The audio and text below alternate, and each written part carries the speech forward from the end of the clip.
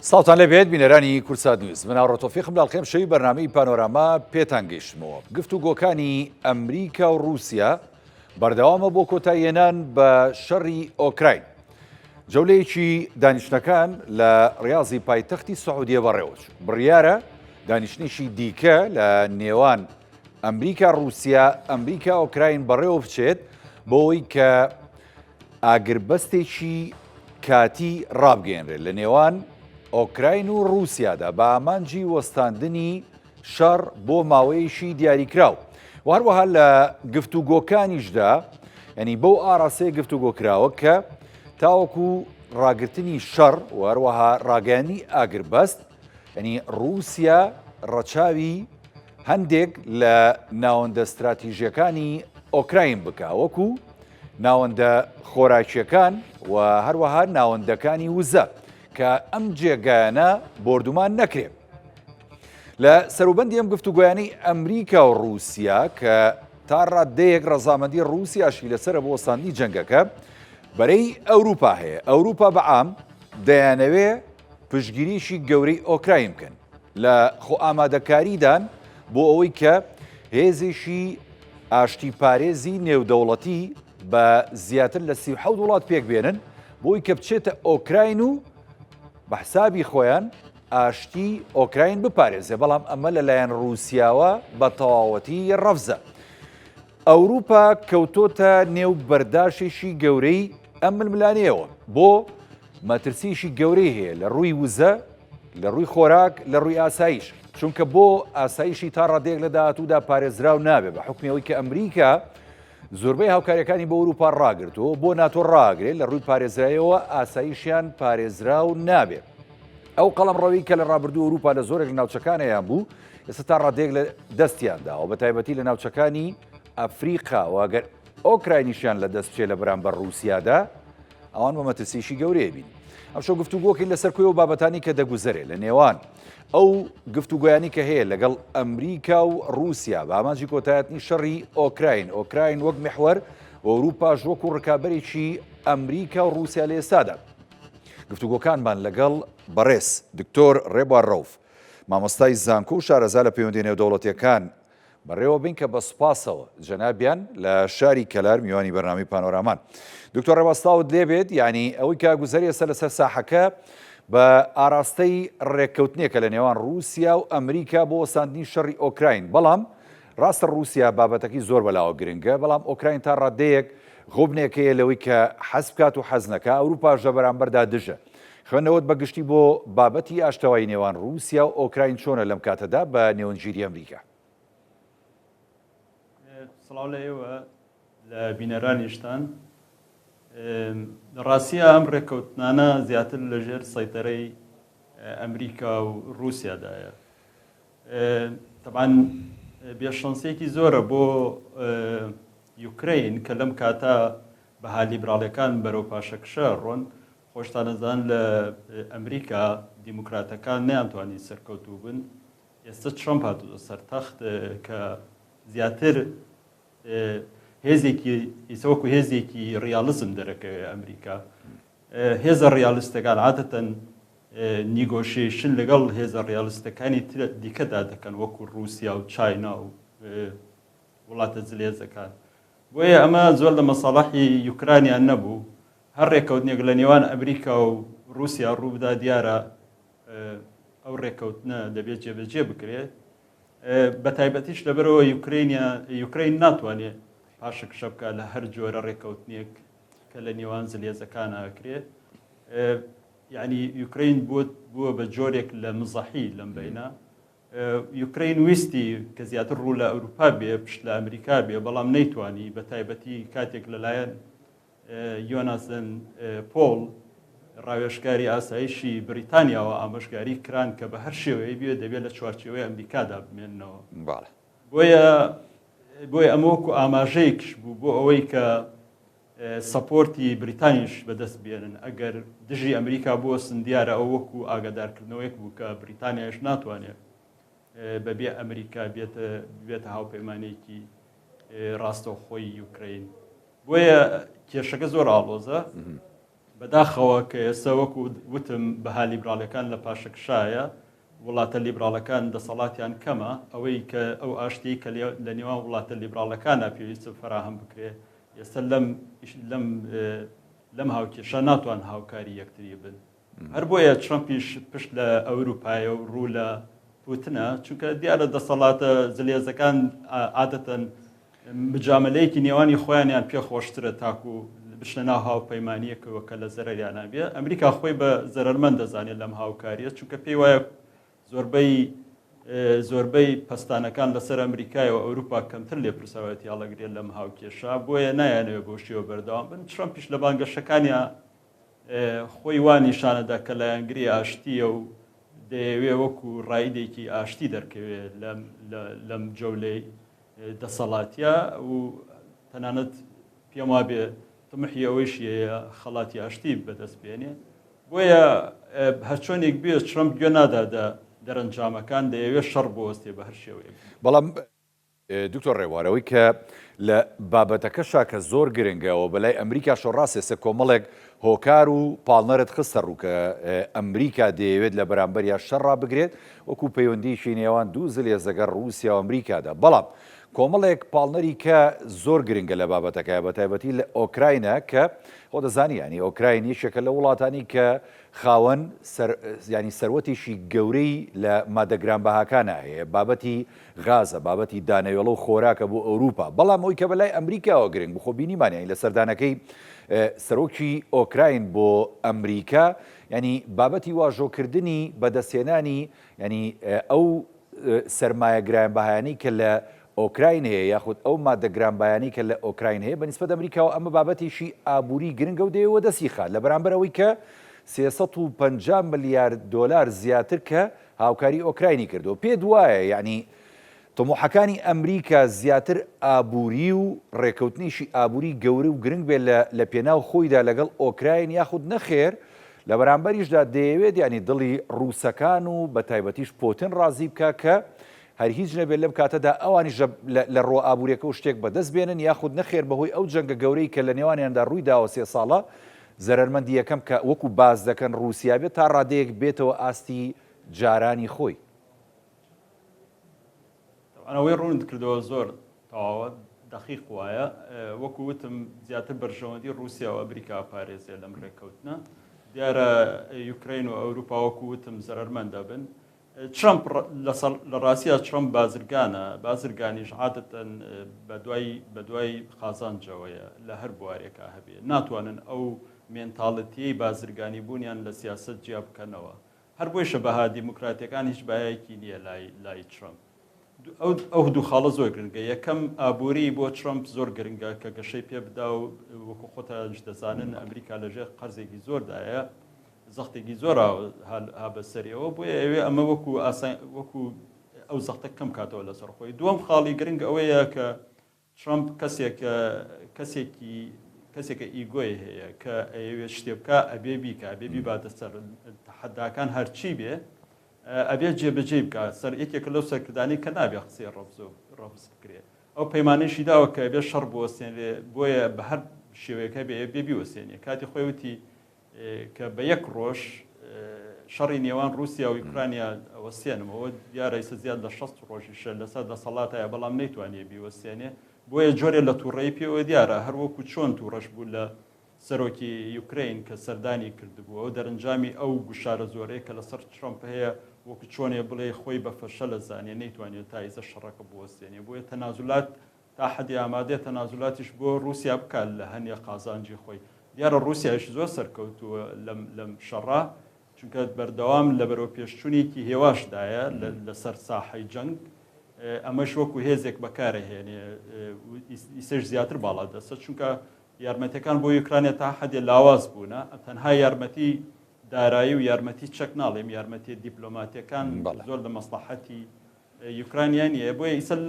لەم جەولەی تازەی گفتوگۆ دیپلۆماتیەکان کە بە دیپلۆماتی شەتڵ ناسراوە ئەوەی کە ئەو شەتڵ ئەو دیپلۆماتیە کە ئەمریکا دەوری نێوەندگیریە گێڕێ دیارە هەردوو لایەن یوکرین و رووسیا نایانێت ڕاستەوە خۆدانیشن پێکەوە بۆیە لە دوو شوێنی جیاوازە ئەکرێت لە هەمان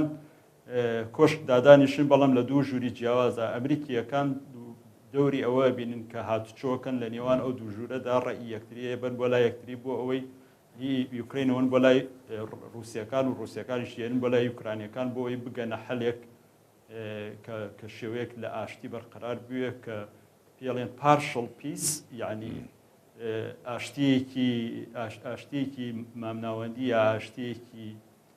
جزئی دروست بووە کە بەو هیوایە ئەم ئاشتیش سەر بکێشێ بەو هیوایە کە ئەم ئاشتی سەر بکێشێ بۆ ئاشتیەکی فراوانتر و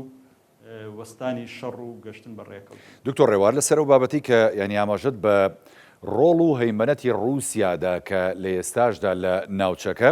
ینی رووسیا لەسەر ینی زاری بەرپرسانی کرملنەوەی ڕاگەیاندووە کە ئەوان ینی پەلایان نییە لە ڕێکەوتن لەگەڵ ئۆکراین و پەلەشیان نییە لەسەرەوەی کە ڕاستەوانێنە گفتوگۆکان بەردەوام بێ و ئاشتی بەرقەرار بێ و بتوانن ینی ئاگربەستیش ڕابگەێنن بەڵام ینی قسەکە ئەوەیە ئەوان پەلایان نییە کەواتە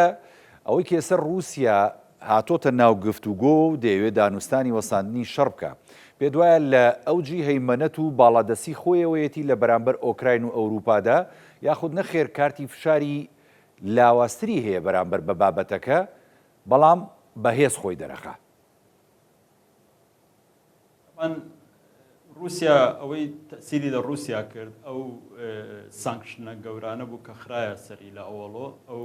سانکشنە ئابوووریانە کە توانی لەوە دەربازی ببێ ئێستا جۆرێک لە بێمنەتی پێوە دیارە و خاڵێکی تریش کە زۆر گرنگە ئاماژەی پێ بکەین ئەوەیە کە ئێستا سەردەمی تاکژەمسەری نەماوە ئێستا سەردەمی فرەجەمسەریە چاینا هاتوتە پێشەوە رووسیا هاتوتە پێشەوە ئەکرێت چەند وڵاتێکی تر ئاماژەی پێ بدرێ وەکو هیندستان و ئەوانە کاتنەتە پێشەوە بەدەسەڵاتن ئەمریکا چیتر ناتوانێت بە تەنیا بڕیار بدا بۆیە ئەم ئاماژانە هەمویان لە ساڵحی رووسیان بە تایبەتیش لەبەرەوە رووسیا ئێستا چۆنەڵی ڕاهاتووە لەگەڵ شەڕەکە هەرچەند بەرەو پێشچوونەکانی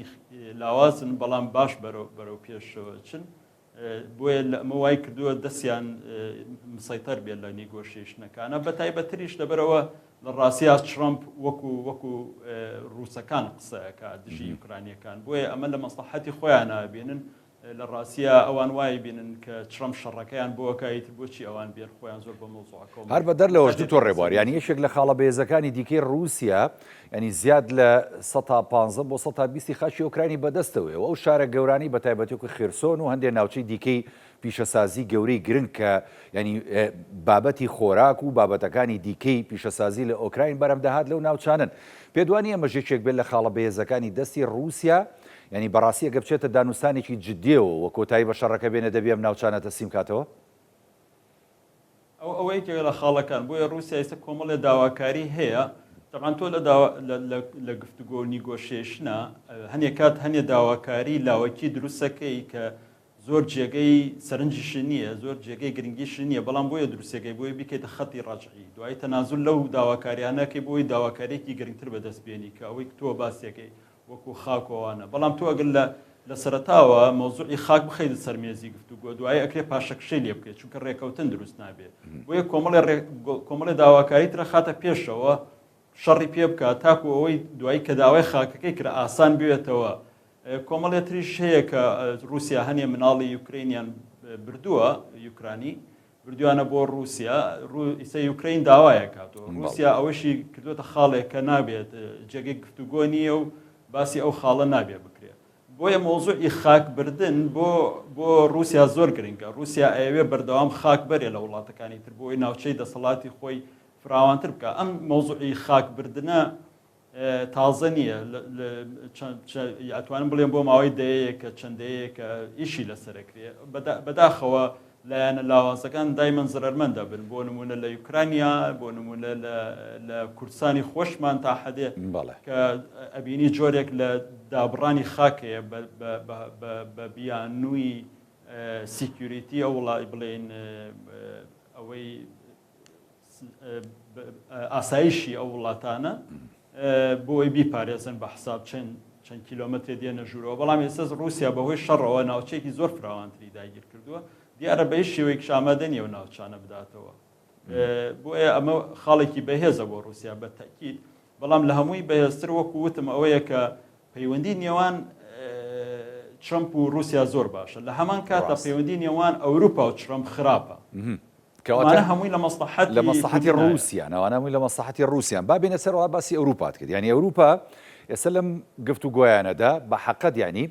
هەم ینی بۆ نمونە گفتوگۆکان لە خاچی ئەوانە بەڕێوە ناچێ هەم ئەوانیش بەشێک نین ینی لە گفتوگۆ جددیەکانی نێوان رووسیا و ئۆکراین بۆ کۆتاییەکان بە شەڕ چونکە بۆ لە ماوەی ساڵانی شەڕدا ینی ئەوروپا و تاوەکۆم ساتشکێمە گفتوگۆکەین پاڵپشتیشی گەورەی دارایی و سەربازی و لۆجستی بوون بۆ ئۆکراین رووسیا ئەوروپا بەعام ینی سێ مەترسی گەورەی لێ نیشتووە لە ئێستادا لەم گفتوگۆیانە چونکە بە حەقە زەرمەندی یەکەم ئەوروپا دەبێ گەر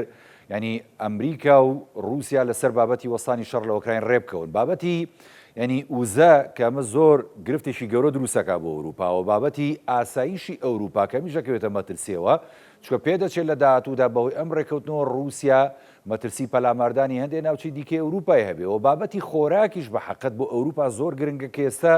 ینی زۆرێک لە وڵاتانی ئەوروپیە ناڵێنن بەدەزەم بابەتەوە و بژێوی تاچی ئەوروپی زۆر لە ینی دابەزی نایە و ئاسی خۆراک بەرز بۆتەوە بەگشتی مووقعی ئەوروپا چۆن دەبینی لەم گفتوگۆیانەیە و ئەو مەترسیانەشی کە باسم کرد بۆ سەر ئەوروپا لە بابەتی ڕێکەوتنی رووسیا و ئۆکراین کاریگەریەکانی پێ دوایە لە نزیکترین کاتا لە دوای ڕێکەوتنەکە دەربکەوێت ئەوروپا پێم وایە هیچ ڕۆڵێکی نابێت لەم هاوکێشە ئەگەر ڕۆڵیشیان هەبێ لەوەی ڕۆڵی تەکنیکی و ئەوان نەبێ بۆ نمونە ئەوەی کە باس کرد بۆ پاراستنی ئاسایشیان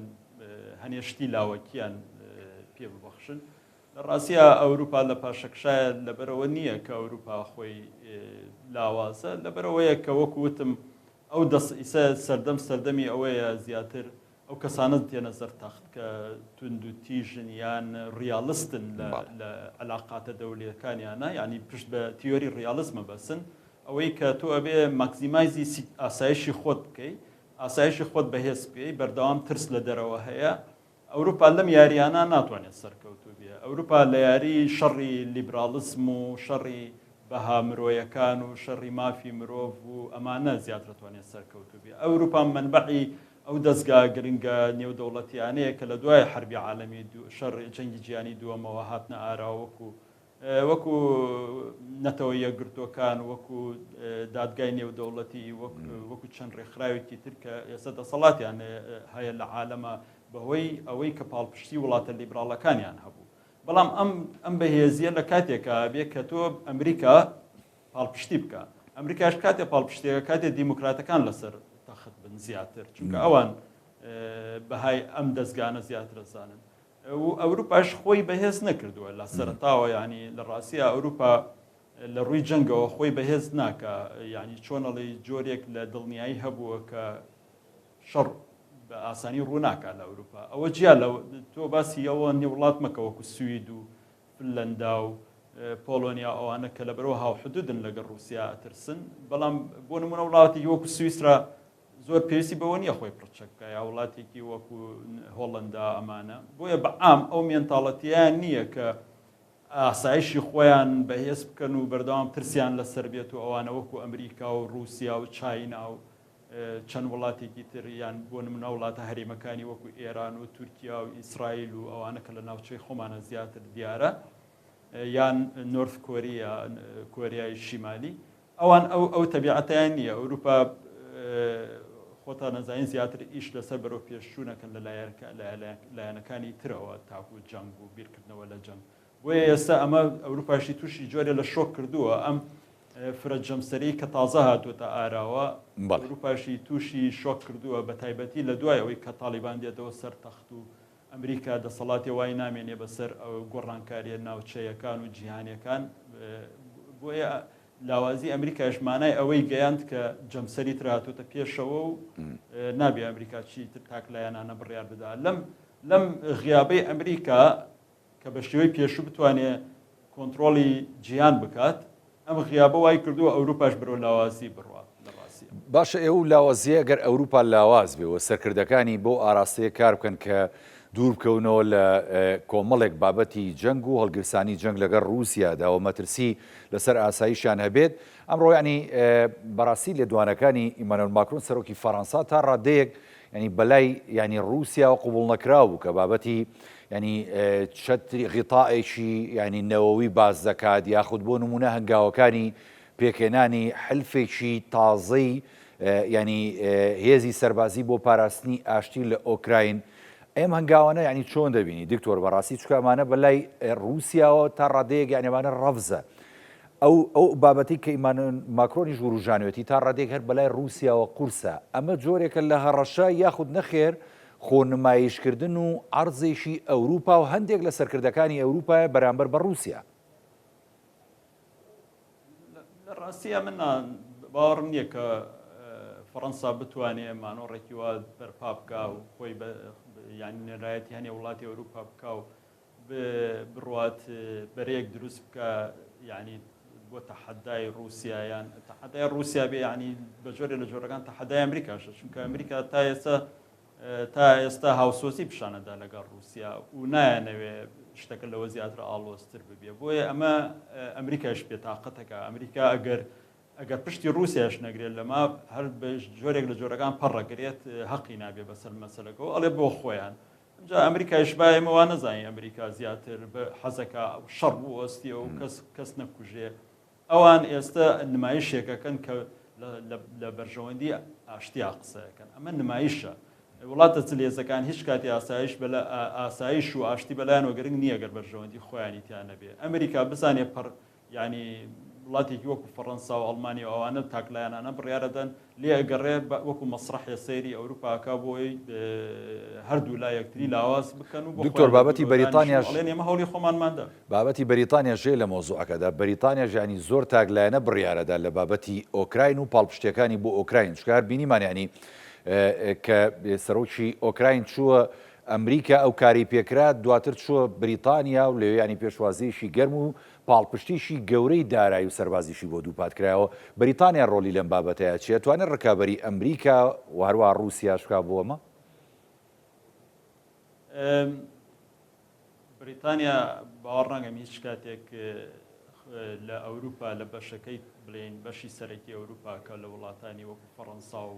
بڵێن پۆلۆنیا و ئەڵمانیا و چەند وڵاتێکی تری بەهێز دەکرێت لە ئەوروپا ئەوانە تا حەدێ لە ئیتیحاد ئەوروپی ماونەتەوە لەوان ڕۆڵیان بەهێزتر نییە بەی شێوەیە بە تایبەتی لەبەرەوە پرایم مینستەی بڵێن سەرۆکی حکوومەتی بریتانیا لەگەڵ دۆناڵد ترامپ کۆبوویەوە باسی ڕۆڵی کاریگەری بریتانیایە کە چەندێ هاوکاری ئەمریکا بووە لە کاتی ئاڵۆزی و ترسەکان و لە کاتی شەڕەکان و جەنگەکان و ئەوانە و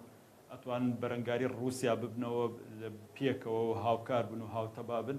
دۆناڵد ترامپ بە تەنسەوە پێی وتوتی بەتەنیا توانی رووسیا بشکێنی پێکەنینێکی کرد سەرۆکی حکوومەتی بریتانیا وەکو ئاماژەیە بڵێت ئەو دەسەڵاتەمان نییە بۆیە بریتانیاش وەکو بەشەکانی تری ئەوروپا ئەو دەسەڵاتەیان نییە ئەو توانایانە نییە بتوان بڵێن نمایشێکی وا ئەنجام بدەن ئەوروپا بەعام بە بریتانیاشەوە لاوازە چیجا ئیسە بە دابشکراوی سە جۆرێ دابشبوون ڕوویداوە لە ئەوروپا ڕاستێکی لە شەڕایەوە بەشێکی جیا بووەتەوە بەهۆی برێکزیتەوە و رووسیا و هەر لە هەر تا ئێستش بڵێن وڵاتەکانی سەرەوە با بڵێن سکەندەناڤیەکان لەگەڵ وڵاتانی وەکو فەڕەنسا و ئەڵمانی ئەوانە جۆرێک لە جیاوازی بیرکردنەوەشیان هەیە تەنانەت بۆ تێڕوانین لە ئیتیحاد ئەوروپی و بۆ مێژوویان و چونکە مێژوویەکی شەڕ هەبووە لە نێوان ئەو دووبەرەی ئەوروپا بۆیە ئێستش جۆرێک لە دابەشبوون هەر هەیە دابەشبوونێکی مێژوویی و دابەشبوونی لە ئاستی هێزا و دابەشبوون لە ئاستی خۆنمایشکردن و ئەوانە سێرەکەی وڵاتە سکەندەناڤیەکان ینی ئاشتی خواسترن نەرمترن زیاترە ترسن لە رووسیا تاکو وڵاتانی وەکو فەڕەنسا کە نەختێ دوورترە لە ئەوەوە یا بۆ نمونە دائیمەن تعلیقش لە یەکە دەن ینی بۆ نمونە ئێستا رووسیا بڵێن ئەوەی فەڕەنسیەک شانازیە کرد کە بەهێزن و ئەوانە ئیدی نوێنەرێکی ئەمریکا پیانی وت حتا لە سەر تەلەڤیزیۆن بوو وتی ئەگەر ئەمریکا نەوە بوو ئێستا فەڕەنسا بە ئەڵمانی قسەیەکە چۆنەڵێ ئەم منافسە مێژوویە دابشکاری مێژوو هەیە لە نێوانیانە ئەمەش وای کردووە رووسیا وەکو دەرفەتێک بیبینێ بۆ ئەوەی ئەم دابەشکاری کە لە نێوان وڵاتە پێڵێن وڵاتە ڕۆژە ئاوایەکانە هەیە بخۆزیێتەوە بۆ ئەوەی کلێنێ دروست کات و بەهۆیەوە خۆی بەهێز کار وەکو چۆن ێستا خاکێکی زۆری لە یوکرانیا داگیر کردووە. دکتۆر ڕێوار بابەتی ینی ئەوەی کە دەوترێت ینی لە دانووسانەکانە زۆر جار ینی خۆش ئاماژەت پێدایانی زلێزەکان قەت ئاشتیان نەویستەوە بە تایبەتی ینی ئەمریکا و ینی ئەگەر باز لە رووسیاش بکرێت وان دێ وڵاتی دیکەش بە حەقەت بەڵام ینی ئامانجی وەستاندنی شەڕ لە ئۆکراین و زۆرێک لەو کارتانەی کە ئەم زلێزانە یاری پێەکەن لە بەرامبەر یەکتریە بۆ نمونە ئێستا ینی کارتی ئۆکراین بۆ ئەمریکا کەیدا بەدەست رووسیاوە خۆتاان داواکاری و کارتێکی دیکەی گەورەتری لە رووسیا دەوێت کە ویش بیدات بەدەستەوە بۆ ئەمریکا پێ دوایە کارتی بەدەستەوەدانی داهاتوو یەشێک لە وڵاتانی دیکە لە ناوچەکەدا بە تایبەتیش کە هەمومان نەزانی ئێستا دەور هاتۆتە سەردەوری ئێران و فشاری ئەمریکا و ترامپ بۆ سەر وڵاتە زیادی کردو و نامە و نامەناردنی ترامپ بۆ یعنی ڕێبەری باڵا بۆ بەرپرسانی باڵای ئێران لە ئارادایە پێ دوایە رووسیا بەهۆی ڕێکەوتنی لەگەڵ ئەمریکا لە بابەتی ئۆکراین کارتی ئێرانە داتە دەست ئەمریکا و ئەو بابەتە بۆ ئەمریکا بە ئاسانی یەکلاوێتەوە بابەتی ینی چەشی ئەتۆمی ئێران ڕاستیە ئەمە کەوتۆتە ژێر ئەو ڕێکەوتن و نیگۆشیشنە نهێنیانەی کە لە نێوان رووسیا و ئەمریکا هەیە چونکە ئەم گفتوگۆیانە تەواو ئەو شێوە دیپلۆماسی کە پێڵێن ترادیشنەڵ دیپلۆماسی یان کلاسیک دیپلۆماسی وەکو دیپلۆماسی کۆن ئەم جۆرە دیپلۆماسیە هیچ ڕۆڵێکی کەڵچڕەڵ ینی هیچ ڕۆڵێکی دیجیتال یان سوۆشیال میدیا یا پەبلیک دیپلۆماسی نییە بەسەریەوە هیچ ڕۆڵێکیان نییە یعنی 100% لە نێوان کاربەدەستانی دەوڵەت و خەڵکی ئۆفیشەڵەوە بەڕێوە برێ و بە نهێنیش بەڕێوە برێ بۆیە نازانیت تۆ نازانی چی ڕووەدا لە ژێر پەردەوە یعنی هەنێکیش بۆ میدیا ئیعلان نەکرێ احتیمال لە هەمووی نەبێ بۆیە نازانی ئایا تا چەندێ ئێران لە ناو هاوکێشەکە هەیە یان نییە بەڵام من لەم کاتە وای نابینم کە رووسیا تەنازول بکات ئێران یعنی ئێران وەکو دەستکەوتێ بدا وەکو هەدەیەک بدا بە ئەمریکا بۆ شێوە نایبێنم چونکە رووسیا بەهێزە لەم کاتە بەڵام احتیمال لە ئەمریکا تەنازولی زیاتر بۆ رووسیا بکە بۆی نەرمین بنوێنێ بەرامبەر فراوان و فراوانبوون و هەیمەنەی ئیسرائیل و لە هەمان کاتە ئێران بێنێتە ناو مەسەلەکەەوە بۆ ئەوەی رووسیا جۆرێک لە چاوپۆشی بکە ئەگەر ئەمریکا بە تەما بوو ئازاری ئێران بدایان جۆرێ لە جۆرەکانی هێرش بکاتە سەر ئێران بۆیە ئەمانە تا ئێستا ڕوون نەبووە آخر رووسیا ئەزمووی سووریای هەیە ینی سووریایدا بەدەستەوە بە حەقت خۆ دەزانی ینی رووسیا سووریای چۆن پاراز نەماوەکانی چەند ساڵی شەڕی ناوخۆ و ڕوبەڕووبوونەوەی گروپ و هێزە چەکدارەکان ئەوە تا سووریایی کێسایی بینی ڕاستە ینی هێزەکانی رووسیا ماون لە ساحل و لە لای ینی کەناراوەکان بەڵام خۆدای بەدەستەوە وایەیان نە بەڵێ ئوستاز بەڵام ئەگەر تێبینی بکەی ینی دۆڕانی ئەسەد زیاتر لاوازی خۆی بوو تا لاوازی رووسیا ئەگەر تۆ تێبینیەوە بکەی هێزەکە هیچ توانای بەرگری نەبوو یعنی رووسیا بەرگری لە کێ بکە یعنی لەم حاڵەتە ئەوە یەکێک بوو لە خاڵەکان دوو پێم وایە چی ئێرانیش و چی تورکیاش و چی وڵاتە زلێزەکانی تری بڵێن هەرێمەکان وڵاتە هەرێمێ بەهێزەکان لای ئەمریکا و لای رووسیا خۆشەویست نین بە تایبەت کاتێ ئەم وڵاتانە بیانە ببن بە هێزێکی هەرێمی فراوانتر و خۆیان بنوێنن وەکو ئەوەی لە تورکیا ڕووەدایە ئەوەی لە ئێران ڕووەدا نایانەوێ ئەوە جیهانە ببینن ببنە هێزێکی کاریگەر لە جیهانە بە تایبەت لەبەرەوەی ئەم وڵاتانە یەک وڵاتی بسڵمانن دوو لە ڕۆژهەڵاتی ناوەڕاستن وێ وڵاتانی دیکە هیچ کاتێ سقە ناکەن بە وڵاتێکی زلێز جگەل لە ئیسرائیل ئەوە بەهێز بیۆ لە ناوچەکە بۆیە ئەکرێ چی تورکیاش و چی ئێرانیش تەنانەت ببن بە قوربانی ڕێکەوتنی نێوان زلێزەکان چونکە خۆتان نەزانن هەم پوتن تووڕێە لە یەکێکی وەکو ئەردۆغان بۆ نمونە هەم ترامپیش لەم کاتە هیچ جۆرە لە هاوسۆزیەک نابینێ لەگەڵ ئەردۆغانە بۆیە چونکە ئیسا ئەردۆغان نیەتی فراوانبوونی هەیمەنە و دەسەڵاتی هەیە چی لەسەر ئاستی نێودەوڵەتی بیا لەسەر سیاست بیا لەسەر هێزی عسکەری بێ یا لەسەر گردنی خاک بێ ئەمانە بەلای ئەمریکا و رووسیاوە قوبوڵ نییە ئێران کەمتر رووسیا ئامادەیە سازشی لێ بکات چونکە عادەتەن وڵاتەکانی وەکو رووسیا و ئێران و ئەوانەی دژە لیبراڵەکانن بە ئاسانی دەست لە هاوڕێکانی خۆیان هەڵناگرن مەگەر هاوڕێکانی خۆیان هیچ توانای بەرگریان نەمابێت بۆیە ئەسەدیش ڕووخال لەو کاتە. باشە دکتۆر کەواتە یان دەتوانین بڵین ئایندەی ئەم گفتوگۆیانەی نێوان ئەمریکا و رووسیا ئەتوانین بڵین لە ئایندەیشی نزیکدا ئەگەنە ڕێکەوتنی کۆتایی بۆ بابەتی کۆتاییێنان بە شەڕی ئۆکراین چکە بە حەقەت ینی بابەتی وزەش لێرەدا زۆر باسەکرێت ینی ئەوەی کە گرنگە وزەی رووسیا جارێکی دیکە چۆنە فرۆشرێتەوە بە ئەوروپا و لە ڕێگەی ئۆکراینەوە چە خۆ دەزانی ینی بەشێک لە وزەیە بە خاشی ئۆکرایندا ئاڕۆی و ئێستا باسیش لەواکە ینی جارێکی دیکە بابەتی ناردنەدەرەوەی دانەوێڵی ئۆکراین دەستی پێ کردوەوە کە کاراسانیش بۆ ماکرێ و رووسیا تا ڕادێکی ژەمەدا هەر ینی چاوپۆشی کردو و کاراسانیەکە پێ دوایە ئایندەی ئەم گفتوگۆیانە بە سەرکردایەتی ئەمریکا ئایندەیەشی پرشنگداری هەبێت. من کەمتر هەوڵەدەم قسە لەسەر ئایندە بکەم چونکە دوای احتیمالە شتەکان دەرەنجامێکی تریە بێ بە تایبەت بەهۆیەوەی ترەمپ شتەکانی پێشبینی نەکراوە ئەکتەکان و هەنگاوەکانی پێشبینی نەکراوە زۆر جار شتێکە لێو شتێکتر ئەنجامەدا زۆر جار ئەوەی ئەڵێ بە زیادەوە ئەنجامێدا بۆیە باوەڕ ناکەم ئاشتیەکی 100% لەم کاتا ینی بە تەواوی دروست ببێت لەم کاتە بەڵام پێشبینی یەکەم شتی جزئی ڕوو بدا ئەوانەی کە باس کرد وەکو ڕێگەدان بە ناردنی دانەوێڵە یان کەمکردنەوەی هەڕەشەکان یان لێدانەکان لەسەر خەڵکی مەدەنی یا کەمکردنەوەی لێدانەکان لەسەر ناوچە گرنگە پیشەسازی و وزەکان ئەمانش چونکە زیاتر ڕەبتیان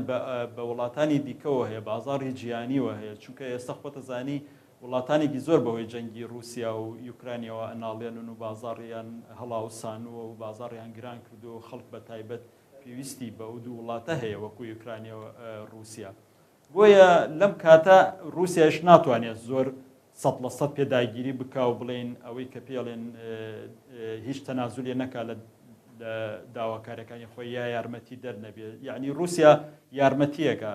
شتێکەدا دەست و دوو شتی تر بەدەستێنی ئاوا بۆیە یارمەتی پرۆسەکەدا بەرەو پێشەوە بڕوە بەڵام لەسەر خۆ تا پرۆسەکە لەسەر خۆ بڕاتە پێشەوە بۆ رووسیا باشترە ئێستا رووسیا تەنها لەبەر یەک شت ئاشتیەکە تەنها لەبەرەوە ئاشتیەکە ترامپ ئیحراج نەبێت لە بەردەم ڕای نێودەوڵەتیە تەنها لەبەر ئەوە کەمێ دێتە پێشەوە بۆ ئەوەی ترامپ ئیحراج نەبێ بڵێ رووسیا گوێ ناگرێ یان